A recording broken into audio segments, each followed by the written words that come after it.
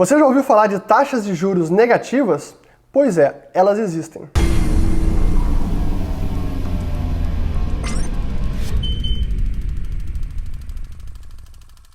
Se você é novo aqui no canal e está gostando do conteúdo, não se esqueça de se inscrever, ativar o sininho aqui embaixo, compartilhar com seus amigos e nos seguir também no Twitter e no Instagram.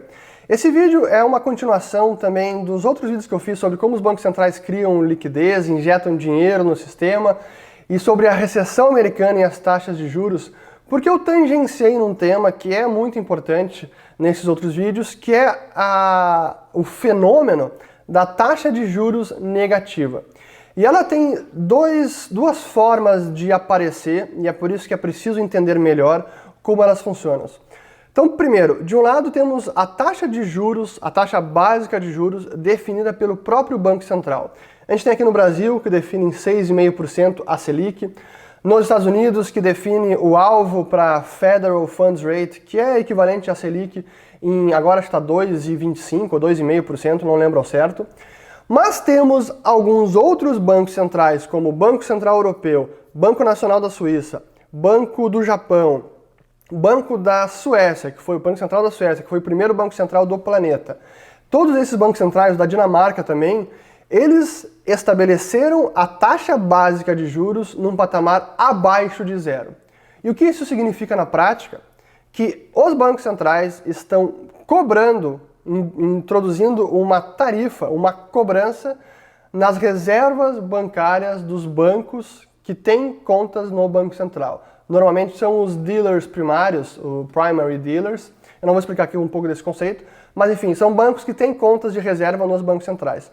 Então esses bancos acabam sendo punidos pelos bancos centrais por meio das taxas de juros negativas. As reservas que eles têm lá é como se eles tivessem que pagar uma taxa de manutenção, e que no caso, por exemplo, da Suécia, está acima de menos ou abaixo de menos 1,1%. Essa é a taxa básica negativa. Então essa é a primeira taxa. Essa é a primeira taxa de juros negativa.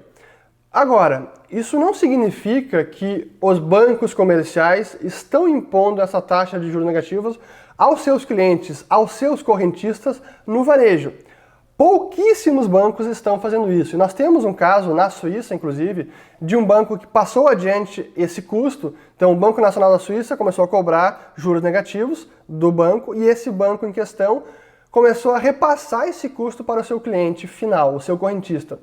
E houve um caso, isso está na mídia, vou botar o link aqui dessa notícia, foi em 2015, se eu não me engano, ou 2016, em que um fundo de pensão começou a receber essa cobrança, juros negativos, e aí fez a conta, se eu sacar esse dinheiro da minha conta, botar esse dinheiro num cofre, considerar todos os custos de logística, armazenagem, seguro, será que isso vai valer mais a pena do que deixar o dinheiro no banco e sendo cobrado esses juros negativos? Aí o fundo de pensão fez essa conta e viu que valia a pena e foi lá e solicitou um saque de vários milhões de francos suíços ao seu banco, à sua instituição depositária.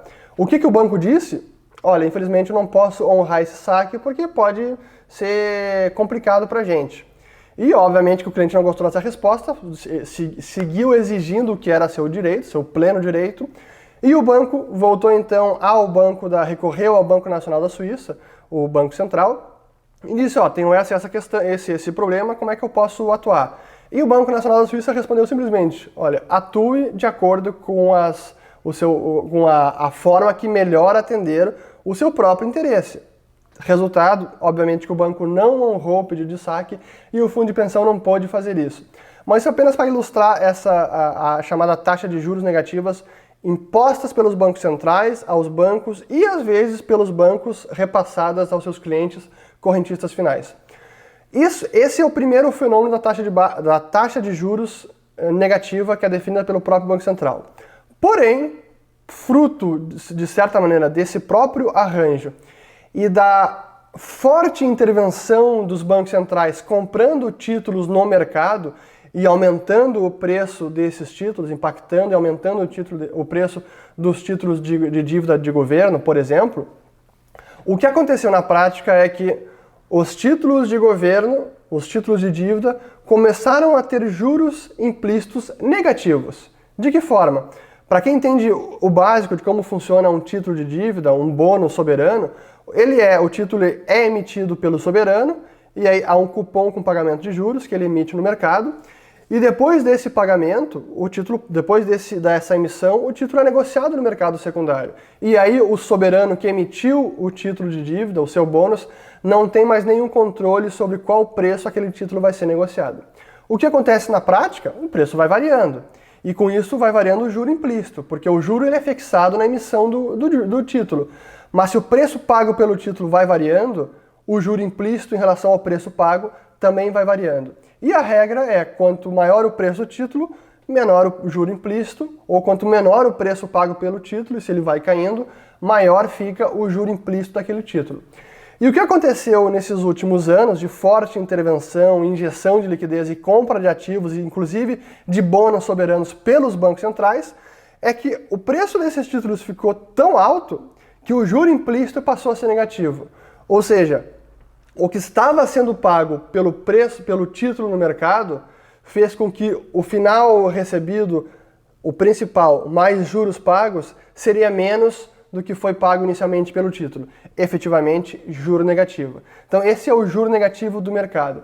E a gente pode ver aqui que a estatística é tão impressionante que hoje há mais de 10 trilhões de títulos emitidos que rendem juros negativos, ou seja, você vai receber menos do que você pagou. E aqui tem esse quadro onde a gente pode ver isso. Outros casos realmente impressionantes de alguns países que têm praticamente toda a sua curva de juros, como é o caso da Suíça e da Alemanha, até 10 anos que rendem abaixo de zero também. Essa é outra anomalia que só pode acontecer por conta dessas políticas monetárias não convencionais ou extraordinárias. Então nessa tabela vocês puderam ver alguns soberanos que têm vários vencimentos dos seus títulos rendendo abaixo de zero, onde os investidores efetivamente estão pagando pelo privilégio de emprestar a esses soberanos.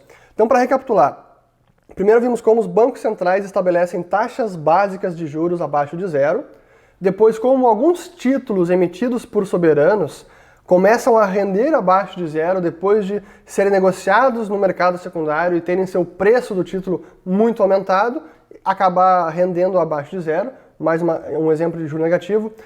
A terceira anomalia, e que também é possível, embora é raro, são casos em que o título já é emitido com juro negativo, o que é realmente algo assim impensável.